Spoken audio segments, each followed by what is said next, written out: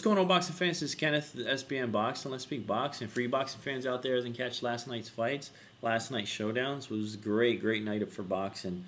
But anyways, for you guys just happened to see it, just before I even speak about Sergio Martinez versus Julio Cesar Chavez fight, I'm just going to do a complete roundup, let you guys know some of the boxing results, let you guys know, basically catch you guys up for those who missed out on it. Sergio Martinez defeats, yes, he actually defeats Julio Cesar Chavez Jr. Canelo destroys Lopez.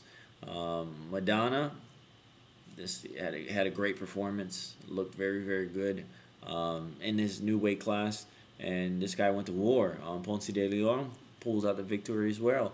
But the main fight I want to talk about, touch bases on, is the Sergio Martinez versus Julio Cesar Chavez fight. Sergio Martinez had one of the best fights in his career. If not, I actually would think this is the complete best fight and most important fight in his career, defeating Julio Cesar Chavez Jr. In 12 rounds, unanimous decision to become the new WBC champ. For 11 rounds last night, Sergio Martinez looked completely flawless. He brought forth, his A game, his speed, his agility, great head movement. He stuck to the plan. He had a great game plan. Obviously, he was looking at the footage. He was actually just focusing in on Julio Cesar Chavez, his weak points, But he had his game plan intact, and never once he moved away from it. He was in and out. He was patient. He worked the body. Never allowed once Chavez to gain control. Every time Chavez came in, he actually pivoted and brought the fight back to the center of the ring. He had great combinations going in and out, like I was saying. Sergio was never relenting. He had a promise. He had a focus as far as coming out victorious and damaging to Chavez's name. I know there was a lot of hostility in 24/7 in the face-off and stuff like that, just because this guy wants opportunity. He had the opportunity. He definitely spoke about it publicly, and he performed. Martinez was clearly the smaller opponent. Against between the two. Chavez was definitely bigger, but it just seemed he wasn't comfortable, Sergio Martinez's game plan was just too, it was great, as far as utilizing his speed. The whole entire fight was completely one-sided. Was it a classic fight? Absolutely not. I don't consider it a classic fight whatsoever. But the 12th round, for sure, that was a definitely classic round.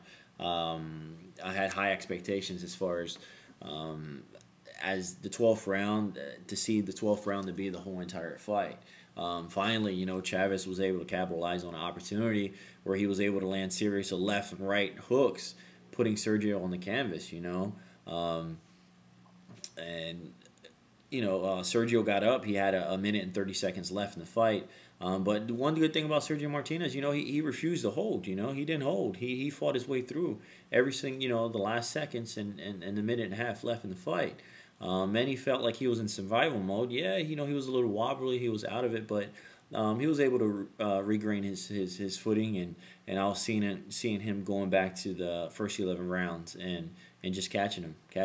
But Chavez couldn't close it. He couldn't close it off. Couldn't do it. A lot of people say, Chavez shoulda, coulda, woulda. He shoulda did what he did in the 12th rounds, just let the hands go. But just keep in mind, Sergio Martinez was definitely fighting with his hands down the whole entire fight. Why does Sergio Martinez fight with his hands down during the whole entire fight? He's looking to counter. He's looking to draw his opponent. And in boxing, a lot of people, you guys know as well as I know, you gotta get hit to put out. You gotta take to put out. So it was kind of hard to fight someone like Julio Cesar Chavez, who's really not.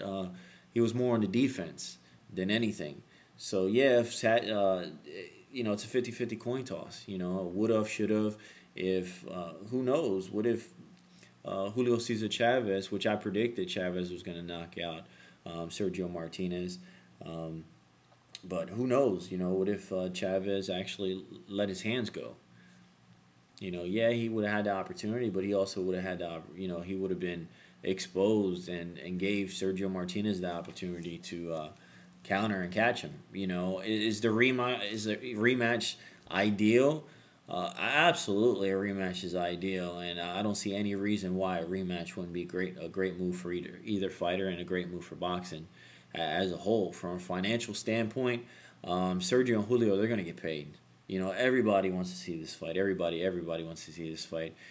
Fans were pleased last night with the 12th round, how it all ended.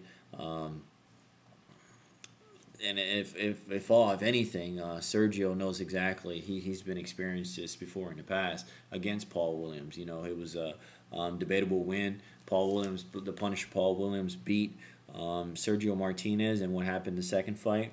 There was a lot of questions in the air. Who was the better fighter? And it was clearly Sergio Martinez. You know, Sergio Martinez was able to get the rematch, close the chapter, and knock out Paul Williams. Was there a third fight? Absolutely not. There wasn't a third fight.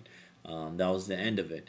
I'm not saying that that's going to happen with Julio Cesar Chavez, but you know, it's good for boxing. It's definitely good for boxing. But anyways, guys, let me know what you guys think. This is Kenneth, SBM Boxing. Friend request, subscribe.